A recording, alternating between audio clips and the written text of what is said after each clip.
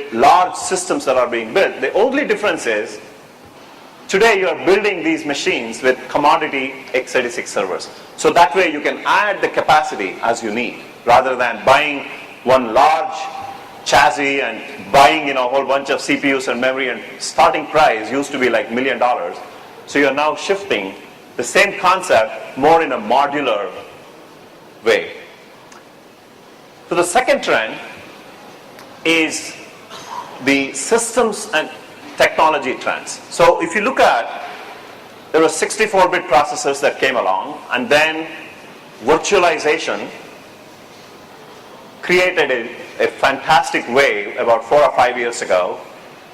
And as virtualization started to take effect in the market, the processor vendors, which is AMD and Intel, AMD was the first one to bring in virtualization capabilities to support the hypervisors into the processor itself. So that means a lot of the things that happens in the hypervisor virtualization, the decisions that are being made, it's being supported at the hardware or at the processor level itself, which is pretty remarkable.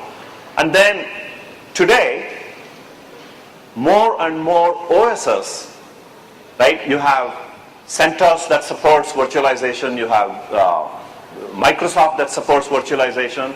So Red Hat, a lot of the operating systems that we all use today have a support for virtualization. This is an incredible trend. And on top of it, commodity operating system, about 6, 7, 8 years ago, started to become mainstream.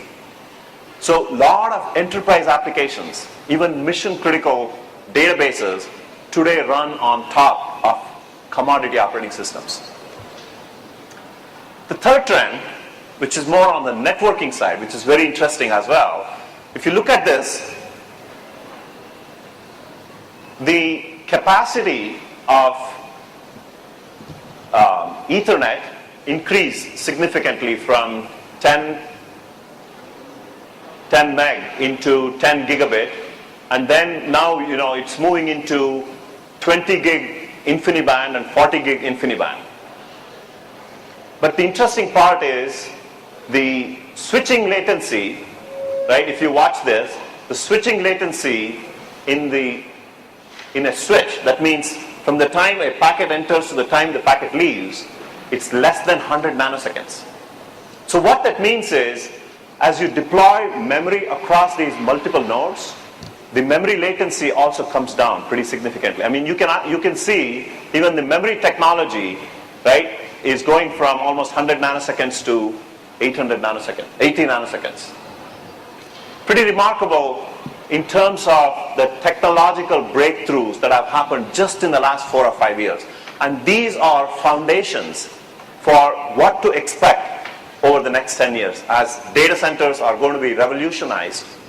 I mean, my bet is the data centers that have been built over the last 10, 15 years has to take a facelift over the next 10 years.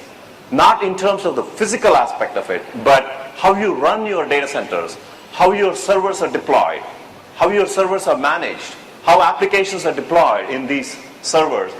You're going to take a major, major facelift. So all of us must be prepared to face this. So on the business side, with the cost of the servers going down significantly, it became a natural thing for CIOs to deploy tons and tons of x86 servers, especially because the server is so cheap, right? You deploy a single application on a single server. So utilization is small, but who cares? Because server is very cheap, right? And with all the data center costs and everything, with the power and so many other things that was plenty available until about 4 or 5 years ago, when people really started to watch these things, people just deployed tons and tons of servers into the data centers. But what that has resulted, right, is in huge amount of OpEx. So what it costs to maintain these servers is a very significant dollar, which is almost like 75% of IT budgets are being used for OpEx. And Pretty much, right? So what that means is majority of your IT dollars that you're getting is being spent on just running your day-to-day show.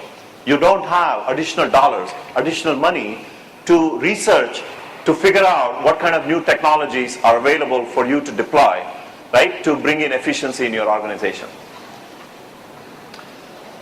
So let's get one thing clear here.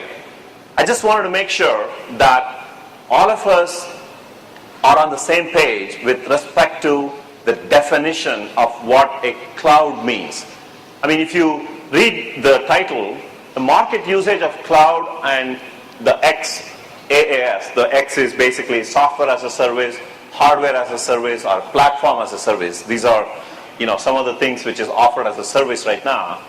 So if you look at the definition, right, a form of standardized IT-based capability such as internet-based services or software or IT infrastructure offered by a service provider that is accessible via internet protocol from any server, any system, any computer, is always available and scales automatically to meet the demand. So that means you have the elasticity. It offers a web or programmatic control interface. That means it's easier for you to provision, it's easier to deploy. And lastly, enables a full customer self-service. So if you think of, for example, I'm sure most of you here use either a Gmail or a Hotmail or a Yahoo Mail or any of those public emails for your personal needs, right? How often or how many times we have bothered to see whether my data is being backed up, whether it's up and running? You just take it for granted, right? Anytime you want to access your Gmail or Yahoo Mail or Hotmail, you take it for granted that it's always available because somebody else is doing this. So that's a form of the cloud. This is exactly what this talks about.